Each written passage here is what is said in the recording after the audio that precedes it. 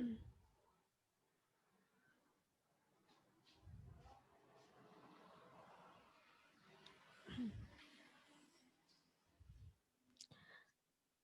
bismillahirrahmanirrahim. Assalamualaikum warahmatullahi wabarakatuh. Pertama-tama Ibu ulang ya, ini dari langsung ke soal aja deh. Baru nanti kita ke langkah-langkah selanjutnya. Jadi di soal itu, kita cari dulu yang punya fungsi batasan itu yang mana. Jadi, kita lihat dulu. Sebuah perusahaan membuat 3 macam produk, yaitu lemari, kemudian tempat tidur, kemudian sofa. Harganya per unit 300, 200, dan 300.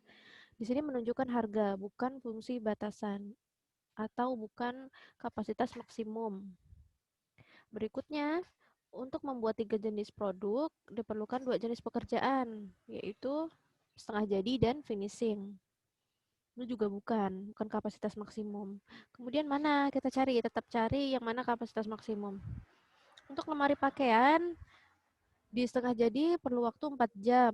Kalau di finishing 2 jam. Kalau tempat tidur bla bla bla bla bla bla. Ini juga bukan, tentunya bukan ya.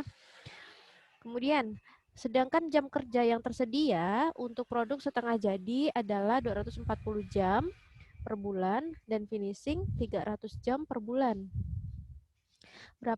Lalu di sini bisa kita lihat jam kerja yang tersedia, artinya jam yang tersedia itu hanya 240 jam untuk setengah jadi dan finishing itu hanya ada 300 jam.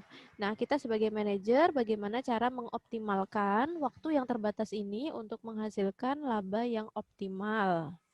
Maka di sini ini adalah kapasitas maksimumnya. Lalu langkah yang pertama adalah teman-teman buat tabulasi. Langkahnya seperti grafik dan aljabar, maksudnya di sini adalah membuat tabulasi. Tabulasinya seperti ini. Tulis dulu kapasitas maksimumnya. Ya. Habis tulis kapasitas maksimum, kapasitas maksimumnya berapa, lalu apa yang mempunyai kapasitas maksimum tersebut. Yang mempunyai kapasitas maksimum, kita taruh di paling sebelah kiri, yaitu setengah jadi dan finishing. Ingat, kalau kapasitas maksimum itu kita taruh di paling kanan, yang punya kapasitas maksimum taruh di paling sebelah kiri. Kemudian sisanya kita taruh di atas ini. Sisanya ada apa variabelnya? Ada lemari, tempat tidur, dan sofa. Oke, kemudian untuk mencari angka-angka yang ada di dalam sini, kita lihat soalnya.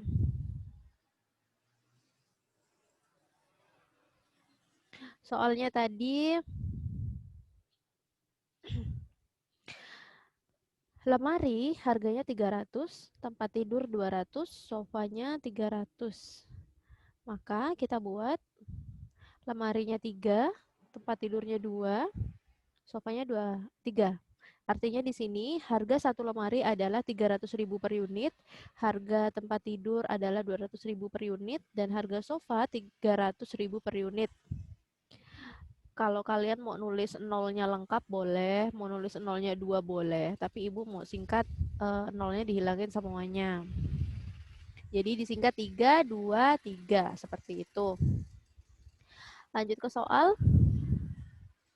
Untuk lemari pakaian, produk setengah jadi memerlukan waktu 4 jam dan 2 jam di finishing. Makanya di sini 4 jam. Untuk membuat lemari kita butuh waktu 4 jam di setengah jadi, finishing 2 jam. Begitu pula dengan tempat tidur. Sesuai soalnya, yaitu 2 jam di setengah jadi dan 4 jam di finishing, serta sofanya 4 jam di setengah jadi, sofanya butuh waktu 2 jam untuk di finishing. Kapasitas maksimumnya, jam yang tersedia untuk produk setengah jadi 240 jam, dan finishingnya 300 jam. Artinya di sini kapasitas maksimum waktu yang tersedia untuk mengerjakan setengah jadi adalah 240 jam dan finishingnya yaitu 300 jam. Nah, ini adalah tabulasi. Setelah kita membuat tabulasi ini, jadi kalau ada yang kurang paham, silakan diulang-ulang saja voice note video ini ya. Ini juga Ibu udah jelasin di minggu lalu sih. Setelah itu kita buat fungsi tujuan. Fungsi tujuan, untuk memudahkannya, kita beri tanda kuning ini, untuk memudahkannya yaitu angka yang paling bawah. Ini kan paling bawah nih. Udah 3, 2, 3. Nah, kita kasih variabel. Lemari kita katakan dia jadi X1, kemudian ini jadi X2, dan sofa menjadi X3. Artinya fungsi tujuannya adalah 3X1, 2X2, dan 3X3. Seperti itu. Jadi, fungsi tujuan ingat dinyatakan dengan Z. Z sama dengan 3X1 ditambah 2X2, kemudian 3X3. Sampai sini paham ya? Kemudian kita cari fungsi batasannya. Fungsi batasannya ke samping juga. Jadi di atasnya ke fungsi tujuan. Dari baris pertama, berarti di sini ada fungsi tujuan yang pertama 4x1 ditambah 2x2 ditambah 4x3 kurang dari sama dengan 240. Kenapa kurang dari? Karena kapasitas maksimumnya hanya 240. Dia nggak bisa menggunakan waktu atau jam lebih dari 240. Maka kurang dari sama dengan. Kurang dari sama dengan. Ini kurang dari sama dengan ya anggapannya, bukan kurang dari. Karena tadi laptop Ibu sedikit terkendala supaya menghemat waktu. Oke. Kemudian yang kedua, persamaan yang kedua adalah 2x1 ditambah 4x2 ditambah 2x2 sama dengan kurang dari sama dengan 300. Oke. Ini yang pertama. Kemudian ini langkah kedua. Langkah kedua kita lihat di PowerPoint-nya.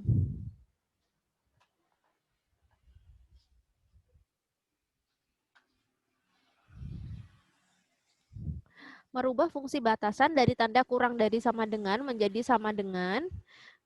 Di fungsi batasan ya ini ya. Merubah tanda kurang dari sama dengan menjadi tanda sama dengan membuat variabel tambahan atau slack variabel yang dimulai dari variabel tambahannya. Oke, kita fokus ke sini dulu. Tanda kurang dari sama dengan ini akan kita rubah menjadi tanda sama dengan seperti ini. Caranya dengan menambah satu variabel tambahan.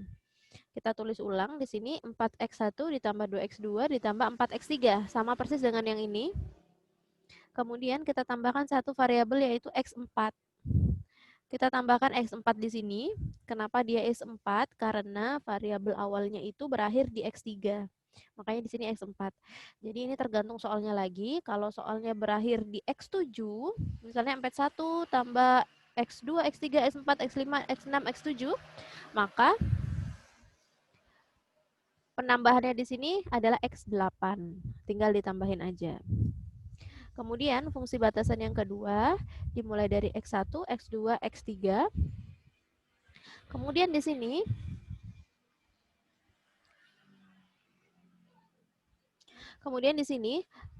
karena tadi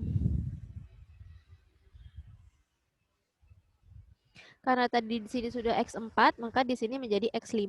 Jadi dilihat lagi soalnya. Jadi x5 yang di sini ini tinggal meneruskan saja fungsi batasan di atas. Kalau fungsi batasan di atas di sini adalah x19, maka di sini adalah x20. Oke, paham? Kalau di sini fungsi batasannya sampai x19, maka di sini x20. Oke, kalau di sini x20, maka di sini x21. Maka di sini x21 sama dengan 240 dan 300. Ingat, di sini adalah tanda kurang dari sama dengan, bukan kurang dari aja ya.